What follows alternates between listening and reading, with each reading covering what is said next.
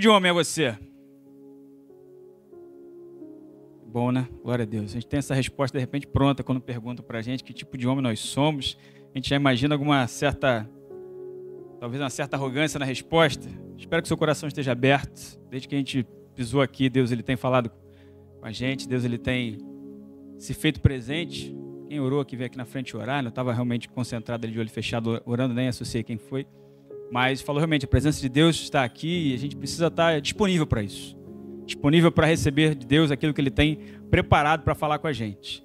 Se você puder abrir a sua Bíblia aí no livro de Atos dos Apóstolos, para a gente falar que tipo de homem é você, sem com que eu aponte, obviamente, você vai se identificar com algum tipo de homem aí. Quando a gente fala para o teu coração estar aberto, é que às vezes a gente vem e chega em algum ambiente, isso é normal, faz parte do processo, Rafael sabe muito bem disso aí. A gente chega em determinados ambientes já com uma expectativa prévia.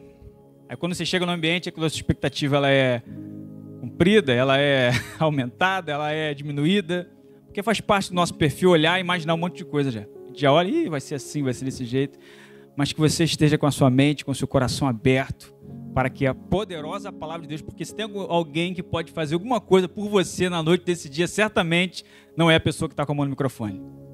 Atos, capítulo número 3, é uma passagem que você conhece muito. Já leu algumas vezes, já ouviu outras centenas de vezes uma mensagem sobre Atos, capítulo 3. Tenho certeza disso. Vamos tentar falar aí que tipo de homem é você, que tipo de homem você se enquadra dentro desses perfis que a Bíblia, a poderosa palavra de Deus apresenta para nós. Amém? Atos 3, estamos aí, glória a Deus. Diz assim: ora, Pedro e João subiam juntos ao templo à hora da oração, sendo esta a hora 9, 3 horas da tarde ali. Estava sendo então carregado um homem coxo, desde o ventre de sua mãe, o qual diariamente punham à porta do templo chamada Formosa, para pedir as esmolas aos que entravam no templo. Versículo 3, o qual vendo então Pedro e João entrando no templo, pediu uma esmola, obviamente, ele estava ali para isso. Versículo de número 4, e Pedro, fixando os olhos nele, ou fitando nele os olhos com João, disse: olha para nós. E ele estava atento, esperando receber alguma coisa deles. Então Pedro disse: eu não tenho prata nem ouro, mas o que eu tenho te dou. Em nome de Jesus Cristo de Nazaré, levanta-te e anda.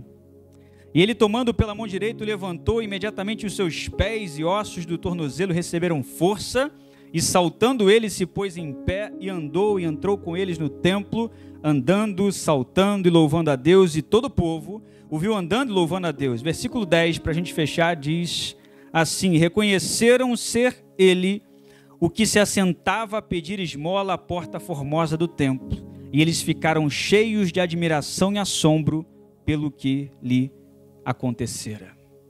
Amém? Glória a Deus. Deus é bom. Deus é bom o tempo todo, né, irmãos? Apesar de todos os pesares, Ele continua fiel e continua bom. Como você já conhece essa passagem, é um desafio maior para a gente, porque nós temos essa tendência.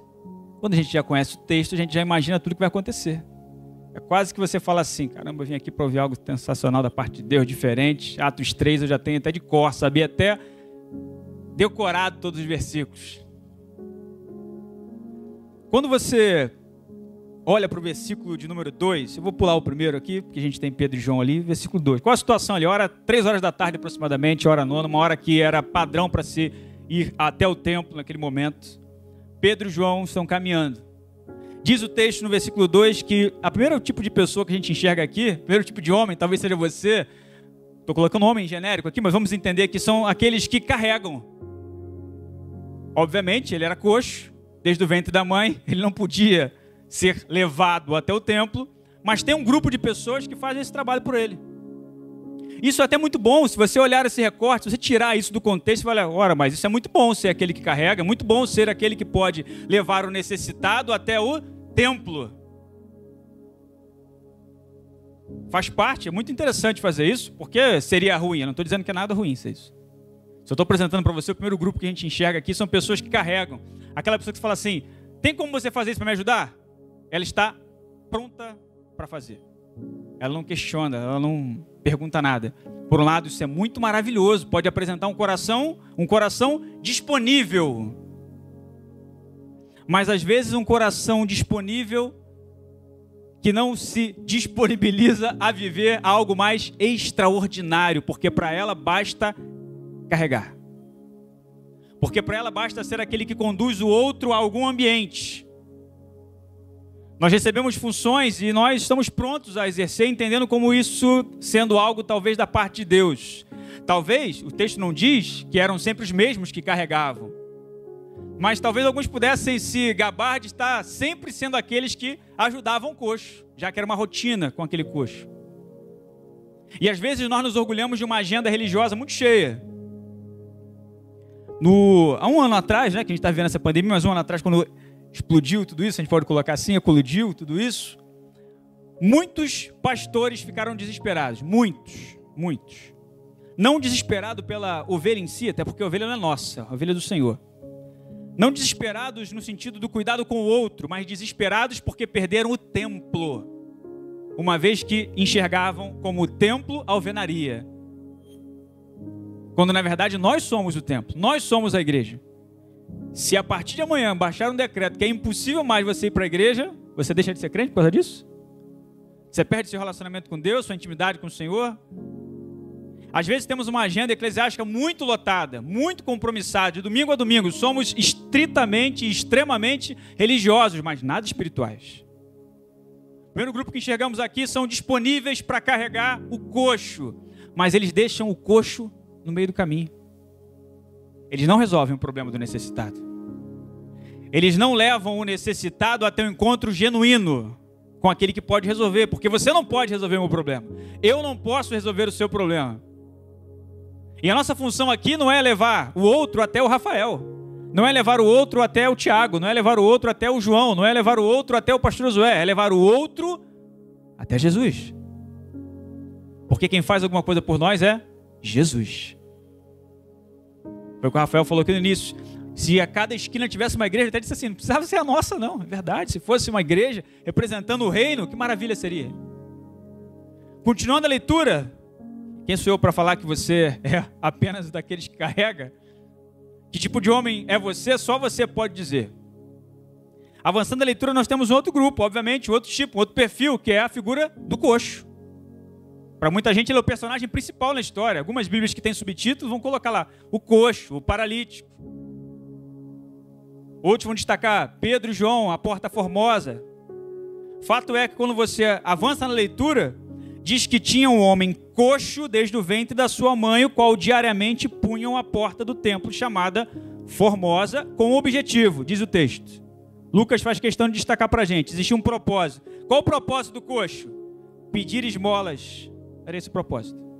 Você sabe o nome do coxo? Tem na sua Bíblia? Não. Isso significa alguma coisa? Provavelmente. Temos a tendência a colocar à margem e não nos preocuparmos muito com as pessoas que não são muito enxergadas. Acontece multiplicações de pães e peixes. O texto diz, tinham tantos homens, né, aproximadamente 5.000, sem contar mulheres e crianças. Quando você tem situações de desespero dentro do texto bíblico, a mulher do fluxo de sangue, qual é o nome dela? Não sei. Porque aquilo era marca para ela. Aquilo era a marca do desprezo. E a marca aqui era o coxo. Muito provavelmente algumas pessoas apontavam e falavam, olha, e o coxo está aí de novo. E você está aí de novo? Talvez seja normal para você, perto de onde você mora, encontrar sempre na esquina uma pessoa que está ali sempre pedindo alguma coisa. No mesmo sinal que você passa. Em frente à igreja que você frequenta. Perto do seu trabalho. Sempre. Esse tipo de perfil aqui, esse tipo de homem, certamente nenhum de nós quer ser. Ou quer declarar que é. Aquele que está necessitado. Mas aquele que não enxerga, na verdade, na real, a verdadeira necessidade. Lucas, o autor provável de Atos dos Apóstolos, faz questão de destacar, olha, esse coxo, desde o ventre da sua mãe, ele era assim, e diariamente colocavam ele à porta do templo. Mas qual o objetivo desse coxo? Ele estava ali para ser curado, é isso? Não, o texto não diz isso. Não existe perspectiva no texto nenhuma de que existia sequer essa possibilidade. Crentes em Jesus do meu coração, homens de Deus, homens de atitude, estamos diante de um templo. Pessoas que diariamente estavam ali e não há a mínima perspectiva de cura para aquele coxo. Já parou para pensar nisso? Nós temos homens que iam e vinham. ajudavam até a carregá-lo. Primeiro grupo que nós falamos. Temos o coxo. E talvez, por não ser ofertado para ele nenhuma possibilidade disso, ele se contentou com o que era viável para ele, receber esmolas. Até porque o bom nos paralisa, porque o bom é inimigo do ótimo. O coxo era carregado, já devia ser muito grato a Deus por isso. O coxo era colocado à porta do templo, ele já devia se sentir muito feliz por isso. O coxo, de vez em quando, recebia alguma coisa. Como é que você pode ter certeza disso, Tiago? Porque diariamente ele era colocado ali para isso. Se ele não recebesse esmola nenhuma, ele não ficava ali. Diante dessa opção, diante dessa chance, diante dessa oportunidade, ele fica contente. Pode colocar assim. Interessante esse perfil do coxo, que é uma vida de murmurações, uma vida de reclamação, uma vida de sofrimento. E ele é marcado com isso, porque isso marca a gente. Ah, tá ali o fulano, tá ali o que caiu, tá ali o que perdeu, tá ali o que errou, tá ali o que não deu certo, tá ali o que não avançou, tá ali aquele que sempre fez tudo errado. O mundo taxa você, o mundo rotula, o mundo determina quem você é. Quando a pergunta inicial da mensagem é que tipo de homem é você, é porque o diabo sabe muito bem quem você é, Deus sabe muito bem quem você é, mas às vezes nós não sabemos quem nós somos em Deus. E quando você olha para o texto, avançando, nós temos talvez um grupo que você possa achar melhor. São os que entram no templo. O texto diz que o coxo ficava ali, colocado, para pedir esmolas. Aí o texto vai dizer assim, no final do versículo 2, pedir esmola aos que entravam no templo. Os que entram no templo, a Bíblia não garante que são os mesmos que carregavam, certo? O texto não está dizendo isso. Pode ser, pode não ser. Fato é que tem um templo, tem pessoas que entram, chegam nessa hora para cultuar a Deus, para fazer a prática da oração. E o máximo que eles faziam com aquele necessitado era dar esmolas. O máximo que eles faziam era jogar algumas moedas para aquele coxo. Talvez você seja do grupo daqueles que são estritamente religiosos. Não apenas carrega, você vai dizer assim, eu não só carrego, eu não só faço o que pedem para eu fazer. Eu não só me disponibilizo, mas eu também não fico por aí reclamando, eu não preciso ser carregado pelos outros. São pessoas que quando oram vão dizendo assim, Senhor, tu sabe que eu oro, tu sabe que eu jejuo, tu sabe que eu busco, tu sabe que eu leio Bíblia, quase que dizendo, Senhor, eu mereço. Não, desculpe decepcionar você, você não merece, porque o evangelho não é meritocrático, o evangelho é graça. Você não ora e por isso recebe, por receber de Deus você ora, você precisa entender isso. É porque uma vez ele nos alcançou, a gente faz isso de sensacional que você acha que você faz. É porque o amor dele é tão maravilhoso que sendo nós ainda pecadores, apesar de nós, ele nos ama. E continua insistindo em nós. E esse grupo são aqueles que entram. E não é qualquer um que vai entrar no templo, não é de qualquer jeito que entra no templo. E não é de qualquer forma que entra no templo. Nós criamos isso hoje ainda. Você não vem de qualquer jeito para a casa de Deus. Você não fica de qualquer maneira dentro da casa de Deus. Essas imagens meio antigo-testamentárias, por mais que esteja no início dos Atos aqui, é uma perspectiva da sinagoga, do templo. E às vezes nós nos preocupamos muito com isso. Muito com o que fazemos dentro de uma ideia de alvenaria. Mas não olhamos para o lado. Não enxergamos quem está do nosso lado. Não enxergamos quem passa na nossa frente. Não enxergamos quem está no caminho. Que tipo de homem você é? Obviamente, o versículo número 3, como já apresenta no início, fala sobre dois homens de Deus. Pedro e João. O versículo vai dizer que quando ele olha, o coxo olha para Pedro e para João no versículo 3, entrando no templo, ele pede uma esmola. O versículo 3 pode trazer a ideia para você de que Pedro e João estavam indo para o templo. Eles não estão indo ali para encontrar o coxo. Está claro para vocês? O texto não diz que eles marcaram um encontro com o coxo. Eles estão indo para o templo. Eles têm de fato um compromisso. Até então não tem problema nenhum nisso. Só que tem um importantíssimo detalhe. A vida é muito mais importante do que qualquer liturgia. A vida é mais importante do que qualquer ambiente estritamente religioso. Eles não estão ali originalmente para ir ao encontro do coxo. Mas é impossível que um homem de Deus desse perfil, diante de uma necessidade, diante de uma vida necessitada, não pare. E esse tipo de homem que nós buscamos ser, o texto diz que eles dão atenção. Olha o versículo 4, o que vai dizer? E Pedro, algumas traduções colocam assim, fitando os olhos nele. Fitar os olhos é você literalmente, entre aspas, perder tempo, olhar, dar atenção, olhar, continuar olhando. Não é aquele olhar rápido, sabe? Não é quando você aprende lá, tá com dificuldade de apresentar trabalho. Aí o pessoal fala assim, olha para um fundo lá, esquece que você não está olhando. Não, não. É fitando os olhos, é você olhar intensamente. O texto quer demonstrar, entre outras coisas, que Pedro deu atenção. Atenção. Pedro olhou com atenção para ele. Pedro enxerga o necessitado e dá atenção para ele. Não é quando você escuta alguém está falando contigo, você, aham. Não é alguém que está falando com você e você está olhando para a pessoa, você está pensando em... Você não está fitando os olhos na pessoa. Alguém está falando contigo e você está... Não, tranquilo, não, beleza, show. Não, está me ouvindo? Estou ouvindo. Não, você não está ouvindo. O texto faz questão de frisar que este homem de Deus parou. Num mundo tão corrido, nós fomos forçados a parar. Para muita gente é algo muito ruim, para outros muito bom. Análises escatológicas sobre a fonte da Covid, por aí vai. Fato é que se tem uma coisa que a pandemia provou para nós, é que o nosso problema nunca foi falta de tempo, foi falta de prioridade. Sempre foi. As pessoas não passaram a ler mais Bíblia porque estavam em casa o tempo todo. Não, porque não priorizaram. A gente dá tempo para aquilo que a gente prioriza. É simples assim. Você não leu mais livros que até então você nunca tinha lido. Não, agora eu vou ler 10 livros. Não, você não leu. Quando você olha para esse episódio clássico da palavra, que você já leu 200 vezes, o texto faz questão de frisar assim, fixando os olhos nele. Além disso, fala assim, olha para a gente. Porque há a compreensão de que aquele que está sofrendo, está mais abaixo, está no conceito da esmola ali, nem olhar para cima ele olha. Ele está ali necessitado, ele está com a mão esticada provavelmente. O que ofertarem para ele está bom, está valendo, ele não tem nada. E as pessoas muito provavelmente faziam isso, simplesmente achavam que estavam fazendo mais do que o necessário, do que o imprescindível, ofertavam e pronto, iam para onde? Para o templo. Mas esses homens, eles param. Eles dão atenção e pedem, olha para a gente.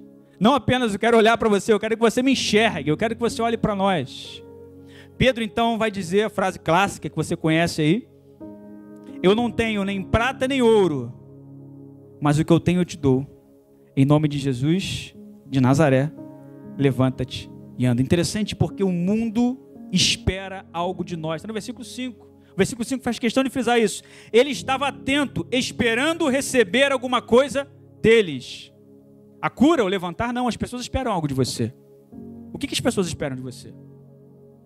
Qual a expectativa que as pessoas têm em relação a você? E por que elas têm essa expectativa? Por que quando você chega as pessoas imaginam já tal coisa? Por quê? Isso é falso? É uma fake news ou foi gerado por vocês? Quando você chega, o que é ofertado através da sua vida? No ambiente que você chega, e chegou falando de tal, ó. O que acontece? Diante da atenção que Pedro e João dão para ele tem a expectativa de receber alguma coisa. O texto faz questão de frisar isso. Ele está esperando alguma coisa. Só que eu só posso ofertar para você, isso parece muito óbvio essa frase, mas a gente esquece disso. Eu só posso ofertar para você aquilo que eu possuo. Não tem como eu dar para você um carro 2021. Por quê? Porque eu não tenho um carro 2021. Não tem como eu oferecer para você um telefone de última geração, porque hoje eu não tenho. É simples assim, irmãos. Você só pode ofertar a paz que excede todo o entendimento se você tiver a paz que excede todo entendimento. Pedro e João falam, olha, o que você está esperando nessa sua perspectiva até então limitada, eu não tenho como ofertar para você. Mas o que eu tenho, isso eu posso te dar. Em nome de Jesus de Nazaré, levanta e anda. O que como homem de Deus que você é, com certeza, você tem ofertado para as pessoas? No seu trabalho, na sua família, na sua célula, no seu ministério, na sua caminhada por aí, na sua família mesmo, quando você encontra, quando você está lá no ambiente, quando você chega e se faz presente. Você é daqueles que tão somente carrega, você é daqueles que é carregado, você é aquele que está muito preocupado, com uma agenda muito lotada para estar no templo, ou você é daquele que para, que dá atenção, e que entende que se Jesus te salvou, você está salvo em Jesus, e está aqui ainda, não foi morar no céu, não é porque deu algum problema na planilha de Deus, é porque certamente tem algo para você ainda realizar aqui. Para a gente concluir essa compreensão do olhar para nós, do mundo entender que você espera, que eles esperam algo de você. O texto diz ainda, versículo 7, ele toma pela mão direita, levanta imediatamente, os pés ficam fortificados. Versículo 8, e saltando ele se pôs em pé e andou, e o texto diz que ele entrou com eles no templo. Olha que interessante.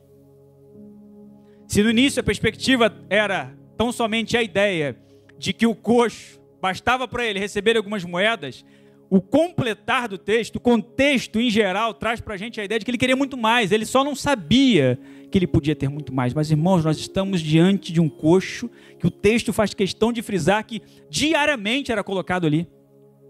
O que traz para nós um desespero na reflexão é que, assim, passavam todos os dias supostamente religiosos, pessoas que se colocavam como homens de Deus, mas ele continuava ali.